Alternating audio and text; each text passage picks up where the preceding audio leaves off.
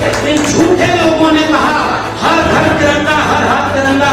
26 जनवरी पर एक बार ये भी बोल देते हर घर संविधान, हर घर संविधान। समाज के लोगों, आपसे केवल एक गुजारिश, जहां जहां आपके घर में धार्मिक ग्रंथ रखे हैं उन सब के बगल में भारत का संविधान और मंडल कमीशन रख दीजिए, हो जाएगा। डरपोक लोग हैं, थोड़ी हिम्मत और बढ़ाइए, सारी मांग आपकी मान लीजिए। इसलिए कोई सांप्रदायिक दंगा और मंदिर मस्जिद की लड़ाई इस मुल्क के कमेरा 90% लोगों की लड़ाई नहीं है, क्योंकि वहां हमें अपमानित किया गया है और उस अपमान को हम भूले भी ना कि इस मुल्क की आधी से ज्यादा आबादी जिसे एक पहचान के नीचे संगठित होकर के इस मुल्क को बनाने और बचाने की लड़ाई लड़ने का मादा रखती है, उन किसान, कामगार, कमेरा, मेहनतकश आवाम के बीच ये जितनी ओबीसी में आने वाली जातियां हैं, ये सब वो लोग हैं जिन्होंने अपने हाथ से श्रम करके इस दुनिया को रहने लायक बनाया है। तो ये दुनिया बर्बाद हो रही है तो बचाने वाले भी आप हैं। और इसलिए मैं इस उम्मीद के साथ अपने उन तमाम नायकों और मंच पर बैठे हुए तमाम वरिष्ठ लोग जो बोलकर चले गए या भी हैं, उन सबको जब सुनता हूं तो बतौर नागरिक मुझे एक गर्व होता है, हिम्मत मिलती है कि आज हम जैसे तमाम नौजवान जब इस मुल्क के तानाशाहों के आंख में आंख डाल करके हक हुकूक की बात बेखौफ होकर के बोल पा रहे हैं, तो उन तमाम लोगों का संघर्ष शामिल है जिन्होंने हमें यह जगह मुहैया कराई है। अगर ये न लड़े होते तो शायद हमें ये मौका न मिल पाता। उनमें से कुछ तस्वीरें इस पोस्टर पर हैं। कुछ लोग अभी हाल ही में गुजरे समाजवादी आंदोलन के तमाम नेताओं में से शुमार माननीय नेताजी मुलायम सिंह यादव जी और शरद यादव जी, इन दोनों की स्मृतियों को भी याद करते हुए मैं ये बात कह रहा हूं कि अभी तमाम विरासत के लोग अभी हमारे बीच हैं जिन्होंने जाने कितनी लाठियां खाई, जाने कितने आंदोलन किए, संघर्ष किए। आप सबने जो लड़ाई लड़ी हमें वो विरासत में मिली है, तो हिम्मत भी हमें वो विरासत में मिली है और इस लड़ाई को आगे बढ़ाएंगे, इसका भरोसा और वादा हमें। और मुझे खुशी है श्रीमान कुशवाहा जी ने जब बोला तो इस बड़ी एका में जो चीजें ज्यादा ध्यान देने वाली है उसकी तरफ आपको इशारा कर दिया है। बिना महिलाओं की लड़ाई के हम जब सावित्रीबाई फुले और फातिमा शेख को याद कर रहे हैं, हम महात्मा ज्योतिबा फुले को याद कर रहे हैं, तो मुझे लगता है कि उन्हें याद करने की ईमानदारी भी ये कहती है कि सभागार में महिलाओं की बराबर की संख्या होनी चाहिए, वरना हमें फिर से इस पर होमवर्क करना होगा। इसलिए मैं उसको साथ देते हुए, और हमारे बिहार के मंत्री जी हैं और अली अनवर साहब जिस एक दूसरे पहलू को रख करके गए कि ये ओबीसी एकता भी तब तक मुकम्मल नहीं है जब तक इसमें किसान, कामगार, कमेरा जातियों में पसमानदा का जिक्र पूरी ताकत से न हो। इसलिए मैं उनकी भी बात का समर्थन करते हुए तब इसे ओबीसी में एकता को मुकम्मल मानता। और फिर 2-3 मुद्दे, क्योंकि वक्त बहुत हो गया है, हम लोग तो वैसे भी बहुत कुछ बोल चुके हैं और बोलेंगे। इस मंच पर जितने भी पूर्व के वक्ता थे उनकी बातों का समर्थन करते हुए ये ओबीसी एकता इसलिए भी जरूरी है, और इस मुल्क में ओबीसी लोगों आपको भी घर घर जाकर के ये बात कहना जरूरी है कि ये ओबीसी महासभा ने जो काम शुरू किया है, इसके पहले तमाम लोगों ने ये लड़ाई लड़ी है। और सबसे पुराने पहले चले जाइए उन तमाम जातियों के बीच, तथागत बुद्ध से लेकर के कबीर, रैदास, पलटू दादू, भीखा बुल्ले शाह, बाबा फरीद और नारायण गुरु पचपन्ना चौखा मेला, इन तमाम कमेरा लोगों ने जो विरासत में बनाया उसे महात्मा ज्योतिबा फुले और शाहू जी ने आगे बढ़ाया। और उत्तर भारत में समाजवादी आंदोलन के नेता डॉक्टर राम मनोहर लोहिया जिस दौर में लड़ रहे थे, बिहार में त्रिवेणी संघ बना था और उत्तर भारत में अर्चक संघ, इन सब ने उन कमेरा लोगों को अंधविश्वास, पाखंड और इन सारी चीजों से निकाल करके वैज्ञानिक, तर्कशील, मानवतावाद और समाजवाद के आंदोलन के जरिए एकजुट करने का एक लंबा काम किया है। इसलिए ओबीसी किसी दौर में सोया नहीं था, न अभी सोया है। वो तब भी जगा था और आज भी जगा है और आगे जगा रहेगा। जवाब नंबर 1। अब दूसरी बात, शिकायत फिर ओबीसी से क्यों होती है कि ओबीसी अगर जाग जाए तो ये सब बदल जाए? क्योंकि जब आपकी आबादी इस मुल्क की आधी आबादी से ज्यादा है तो जिम्मेदारी भी आपकी ज्यादा है। ये इसलिए मैं इस बात पर जोर देने आया हूं। अगर आपकी आबादी ज्यादा है और आपके पास मौका है तो आइए बड़ी एका बनाए। और वो बड़ी एका ऐसी एका नहीं होनी चाहिए जैसे इस देश का मुल्क का निजाम जैसा झूठ बोलता है वैसा झूठ बोल करके हम कोई आंदोलन नहीं कर पाए। जब तक गुजरात का मुख्यमंत्री होने के बाद वो राजनेता महोदय उनको जाति नहीं याद आई। जब प्रधानमंत्री का चुनाव लड़ना हुआ तो मैं ओबीसी मां का बेटा हूं, सेल्फ मेड ओबीसी है वो। असल में अगर ओरिजिनल ओबीसी होते, वो विरासत में वो दर्द पाए होते, वो जोखिम उठाए होते, तो इतने साल प्रधानमंत्री रहने के बाद एक बार मंडल कमीशन का नाम लिए होते। अगर नहीं लिए तो फेक ओबीसी हो, ये बात हम कहने आए। और आपसे भी शिकायत ओबीसी महासभा के लोगों इसमें मंडल की तस्वीर नहीं, बीपी मंडल की तस्वीर इसमें होनी चाहिए। क्योंकि डॉक्टर भीमराव अंबेडकर के बाद उस शख्स ने इन बिखरी हुई 3743 जातियों को एक पहचान दिया ओबीसी। और आज चुनाव जीतने के लिए प्रधानमंत्री से लेकर कैबिनेट मंत्री को भी बताना पड़ रहा है कि हम ओबीसी हैं, तो ये अपनी ताकत को पहचानिए और अपनी विरासत से जुड़िए, आधा काम यही हो जाएगा। और इसलिए कह रहा हूं मंडल का नाम लेना क्यों जरूरी है इस मुल्क के निजाम को। आप कहते हो कि ओबीसी है तो मंडल की बात इसलिए हम कर रहे हैं। हमारे अतिथि महोदय बोल कर गए, बाबा साहब ने जब इस्तीफा दिया तो हिंदू कोड बिल के बाद ओबीसी कमीशन न गठित किए जाने का एक बात कह करके गए थे। अफसोस इस मुल्क के ओबीसी घरों में बाबा साहब भी देर से पहुंचे हैं, लेकिन अब पहुंच रहे हैं और इसमें ओबीसी महासभा के की जरूरत है। और उस मंडल की जितनी अनुशंसाएं बची हैं वो हमारी लड़ाई का हिस्सा होना चाहिए। 27% आरक्षण तो दबाव में दिया गया था। मंडल कमीशन की अनुशंसा कह रही है 52% आबादी को 52% रिजर्वेशन मिलना चाहिए। ये सबसे बड़ा सवाल था। इस देश का ओबीसी प्रधानमंत्री अगर वाकई ओबीसी है तो पहली घोषणा ये करे कि मंडल कमीशन की केवल 2 सिफारिशें लागू हैं। आज के डेट से इस मुल्क में 52% क्यों भाई? ये तो 1931 की जनगणना और 1977 और 80 में रिपोर्ट, 1991-90 में लागू, 2021 में 2000 जो जनगणना होनी थी कम से कम 2023 में सबसे पहले जाति जनगणना करके गिनो कि हमारी आबादी कितनी है और जितनी आबादी है फिर उतने आरक्षण की घोषणा करो, तब हम मानेंगे कि तुम ओबीसी हो, वरना फेक ओबीसी रहोगे। इसलिए केवल ये बात मैं जोर देकर के कहने वाला हूं कि हम लोगों के बीच जाएंगे तो ये मुद्दा कैसे समझाएंगे, क्योंकि फिलहाल ये कार्यक्रम कन्विंस करने का होगा। हम सब जागरूक लोग हैं। तो मंडल कमीशन की अनुशंसा में प्राइवेट सेक्टर में रिजर्वेशन, प्रमोशन में रिजर्वेशन नहीं है तो इस मुल्क के 99% प्रोफेसर, 99.99% जज, इंजीनियर, वकील, डॉक्टर आज भी 3% लोगों के कब्जे में है। इसलिए हम कह रहे हैं प्रमोशन में रिजर्वेशन, प्राइवेट सेक्टर में रिजर्वेशन, और जितनी आबादी है उतना रिजर्वेशन दोगे तब मानकर चलिए कि ओबीसी कैसी लड़ाई आगे बढ़ेगी। तो जाति जनगणना और मंडल कमीशन के सिफारिश लागू करना। और आखिरी बात, ये कॉलेजियम सिस्टम, जज बने बैठे हैं। मैं एक बात कह रहा हूं, मुझे एक किस्सा याद आ रहा है, 2 मिनट में बात खत्म करूंगा। 1986 का वक्त था, महात्मा ज्योतिबा फुले हंटर कमीशन के सामने वो बात हो रही थी किसानों की दशा क्या है। तो उन्होंने पहली बार ये किया कि किसानों का चोला पहनाए, फटा पुराना कुर्ता, एक बहुत मैला सा कंबल, और ऐसे ही चले गए, गेट से घुसने नहीं दिया। उन्होंने कहा भाई आप कहाँ आ रहे हो? तो उन्होंने कहा कि किसानों का सम्मेलन हो रहा है, हमें किसानों की बात कहनी है। तो उन्होंने कहा कि भाई आप कौन? तब तक पहचान गए लोग कि अच्छा आप ज्योतिबा फुले हैं। तब उन्होंने जाकर उस कमीशन के सामने बात कही थी।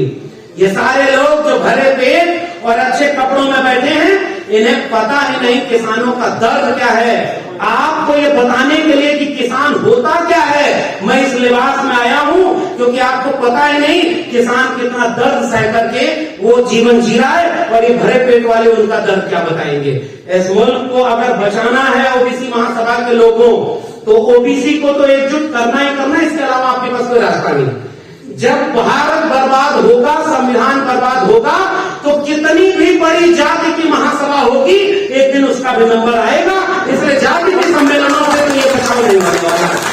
छतरी करेंसी बनेगी और वो ओबीसी की बनेगी, और जब आप ओबीसी के नाम पर लोगों को एकजुट होंगे तो अपने आप आपको अपने कुछ भाई नजर आएंगे, जिन्हें जैसे जाति के नाम पर ओबीसी बनाकर प्रताड़ित किया गया, वैसे इस मुल्क में इस देश के मूल निवासी आदिवासी हैं जो जल जंगल जमीन बचाने की लड़ाई लड़ रहे हैं, अपने आप दर्द का रिश्ता आपका उनसे बनेगा, इस देश के दलितों से बनेगा, और 90% लोगों की एकजुटता अपने आप बन जाएगी।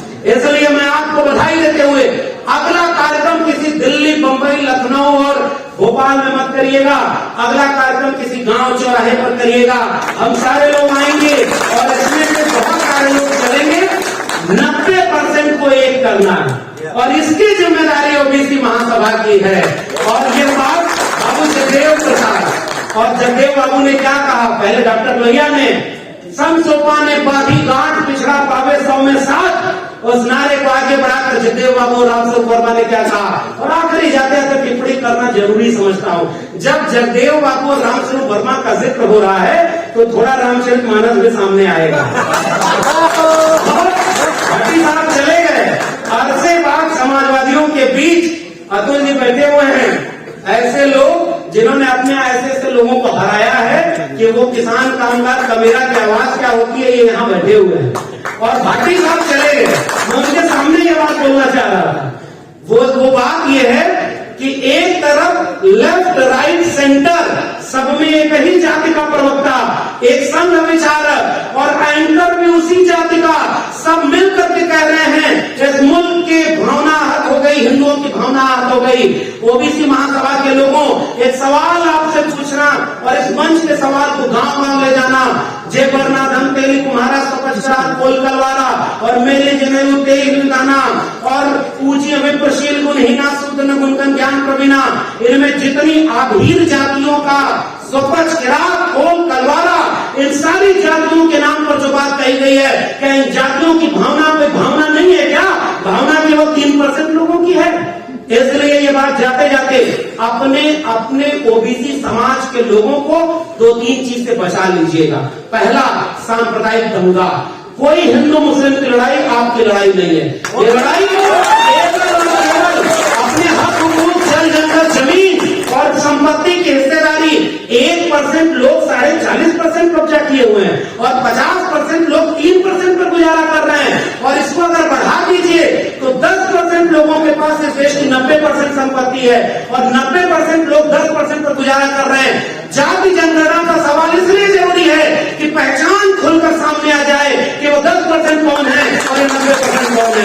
इसलिए जाते जाते गुजारिश, कोई सांप्रदायिक दंगा और मंदिर मस्जिद की लड़ाई इस मुल्क के कमेरा 90% लोगों की लड़ाई नहीं है, क्योंकि वहां हमें अपमानित किया गया है और उस अपमान को हम बोले भी ना। हमसे कहा जा रहा है कि भावना आहत कर दिया। भावना कबीर साहब ने आहत की है। काकर काकर जोर के मस्जिद लई चनाए, काचर मुल्ला बाप दे क्या भरा हुआ खुदा है, और पाकर तुझे हल मिले तो मैं पूजू पहाड़, ताते ये चाकी भली पीस खाए संसार। उन्होंने कम भावना आहत की है क्या?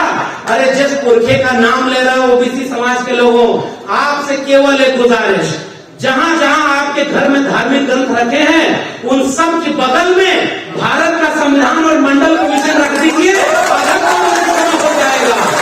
मंडल कमीशन और भारत का संविधान अनुच्छेद 51 कहता है कि हम भारत के नागरिकों में वैज्ञानिक चेतना का विकास करेंगे, और इस देश के टीवी मीडिया पर बैठकर यहाँ बोला जा रहा है कि एक बाबा जो किस्मत बता रहा है, वो चमत्कार कर रहा है, पूरे देश को अंधविश्वास में ढकेल रहे हैं।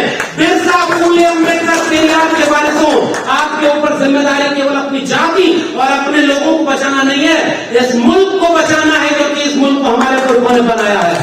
ये बर्बाद कर रहे हैं। आप बताइए, अपने दोस्त को अमीर बनाया और कल को उसका शेयर गिर गया और वो भी कोई फ्लाइट पकड़ कर विदेश भाग गया तो क्या होगा? और इसलिए इस देश को बेच दिया है। हमारी लड़ाई सांप्रदायिकता की लड़ाई नहीं है, हमारी लड़ाई पाखंड की लड़ाई नहीं है, रिपोर्ट पहुंचाइए, घर घर भारत का संविधान पहुंचाइए। और जिस तरह से इन झूठे लोगों ने कहा हर घर तिरंगा, हर हाथ तिरंगा, 26 जनवरी पर एक बार यह भी बोल देते हर घर संविधान और घर घर संविधान। और इस महासभा में जाते जाते केवल एक गुजारिश, आइए मुल्क को एक बार रथ चला था ना मंडल के विरोध में, कमंडल का, पहचानो भाई। बिहार के मंत्री बैठे हुए हैं, जाति जनगणना की घोषणा हुई तो विरोध में कौन आया? मैं आपसे सवाल पूछ रहा हूँ, जाति जनगणना के विरोध में कौन आया? झारखंड में जब आरक्षण बढ़ाकर 77% किया गया है, राज्यपाल किसका है जो सिग्नेचर नहीं कर रहा है? छत्तीसगढ़ में जब आरक्षण SC ST OBC तीनों का बढ़ाया गया तो आरक्षण का विरोध कौन कर रहा है? यहाँ आएंगे तो कहेंगे मैं OBC माँ का बेटा हूँ, मैं फकीर आदमी हूँ। और आपके आरक्षण का विरोध ये सारे वही लोग कर रहे हैं जो आपको हिंदू बनाने आते हैं।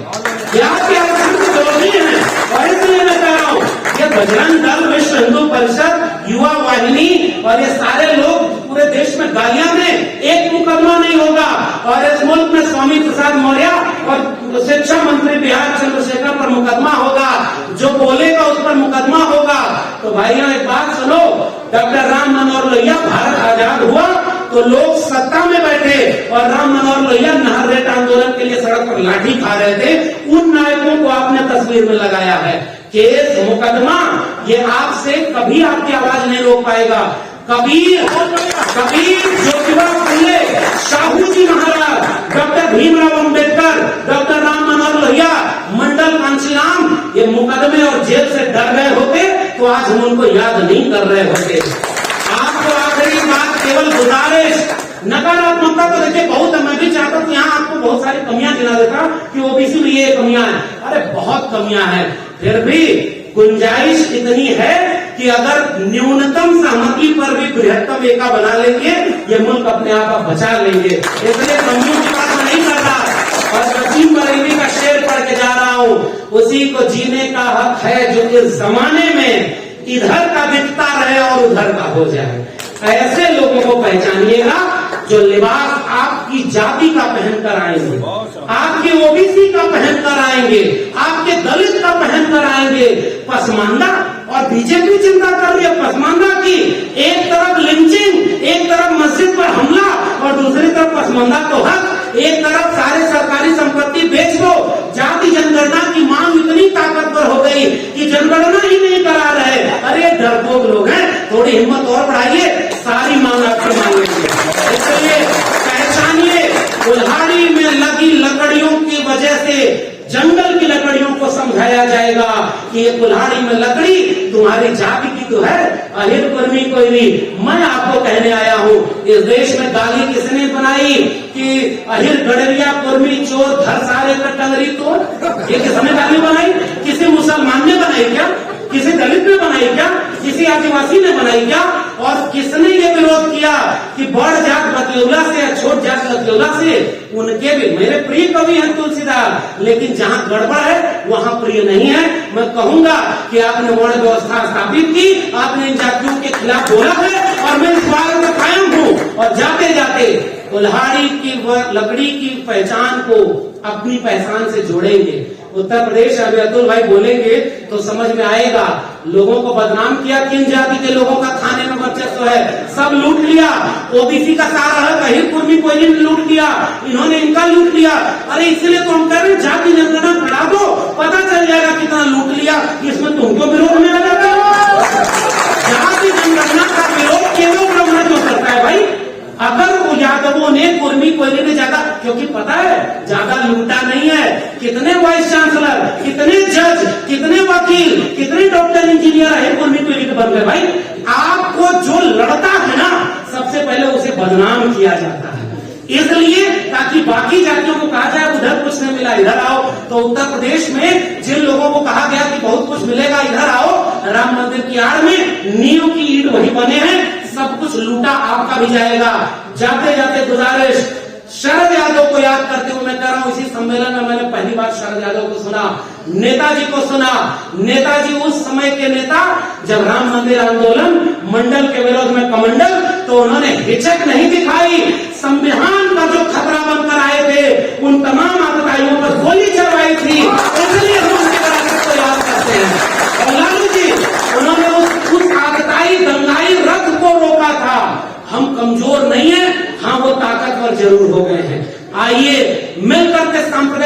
खिलाफ। और आदिवासी इलाके में जितने लोग हैं, यही आनंद राय जी आए हुए हैं, और मध्य प्रदेश के ओबीसी साथियों, आपको तो अच्छे से पता है वहां कितने ओबीसी पर शोषण हो रहा है, आदिवासी पर शोषण हो रहा है, दलितों पर शोषण हो रहा है। सारा शोषण हमसे है, और भावना हद भी हम ना करें। साहब तैयारी कर लो, अब हम तैयार होकर आए हैं। बिरसा फुले अम्बेडकर पेरियार के वारिस। जितना भावना आहत गुलामगिरी ने नहीं किया, जितनी भावना आहत एनिलेशन ऑफ कास्ट में बाबा साहब ने नहीं किया, उसकी आधी भी भावना अगर हम आहत कर दिए तो ये मुल्क 90% कमेरा लोगों का बन जाएगा। इसलिए शरद यादव को याद करते हुए कह रहा हूं, अब हमें नाक छोटी करनी होगी और दिल बड़ा करना होगा। हम सबकी नाकें लंबी हो गई, अगर कटेगी तो किसी की नाक नहीं बचेगी। इसलिए आइए दिल बड़ा करें, जिसकी संख्या ज्यादा है 2 कदम पीछे आ जाए, और जो हमसे पीछे रह गया उसको कंधे पर बिठाकर आगे ले जाएं। कोई हमारी एकता नहीं तोड़ पाएगा। इसलिए जाते जाते गुजारिश, अब इस ओबीसी महासभा का सम्मेलन गांव गांव हो, हम हर जगह साथ में खड़े रहेंगे, और फिर एक सम्मेलन कराइएगा। ओबीसी महासभा आदिवासी संगठन और दलित संगठनों को मिलाकर कराइएगा। 90% लोगों का संगठन मिलकर लड़ेंगे, मिलकर बचाएंगे। ये मुल्क हमारे पुरखों ने बनाया, हम उसे बचाएंगे ताकि आने वाली पीढ़ियां हमें नालायक न समझे। आपने मुझे बोलने का मौका दिया, बहुत बहुत धन्यवाद, शुक्रिया।